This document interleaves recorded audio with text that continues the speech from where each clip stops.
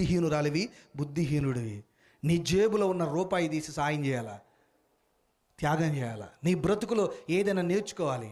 నీ డబ్బే కాదు, నీ జీవితం, నీ సమయం, నీ మాట, నువ్వు చేయగలిగిన ప్రతిదీ, నీ చేతికొచ్చిన ప్రతిదీ నీ సహోదరుల కోసం చేయగలగాలి.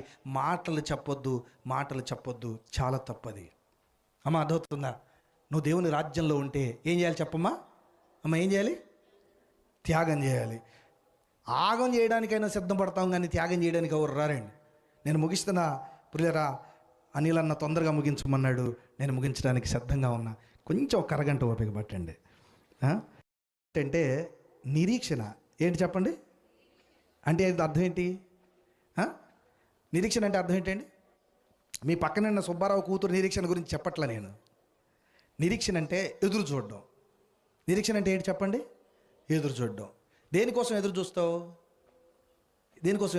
ఒక అక్క వాళ్ళ ఆయన కొనిపిస్తానన్న వడ్డాణం కోసం 10 సంవత్సరాలు ఎదురు చూసింది. ఒక అక్క పక్కింటి ఆవిడికి 10,000 రూపాయల పట్టు చీర తెచ్చినందుకు ఎప్పటికి తేకపోతావా, నీ అంతు చూస్తానని భర్త కోసం ఎదురు చూసింది. అమ్మ అర్థమవుతుందా? అప్పు కోసం కొంతమంది ఎదురు చూస్తారు, జీతం కోసం, ఉద్యోగం కోసం ఎదురు చూస్తారు. కానీ యేసయ్య రాకడ కోసం ఎదురు చూశారండి ఎవరైనా? ఒకళ్ళు చెప్పండి, ఒకళ్ళు ఇక్కడ. అదే దేవుని రాజ్యంలో ఉండేవాడి గొప్ప స్వభావం. నువ్వు పని చేసినా, పోరాడుతున్నా, నిద్రపోతున్నా, ప్రయాణంలో ఉన్నా, ఉద్యోగం చేస్తున్నా, మాట్లాడుతున్నా, పాట పాడుతున్నా, నీ మనసులో ప్రతి క్షణం ఒక స్పృహ ఎప్పుడు మెదులుతూ ఉండాలి.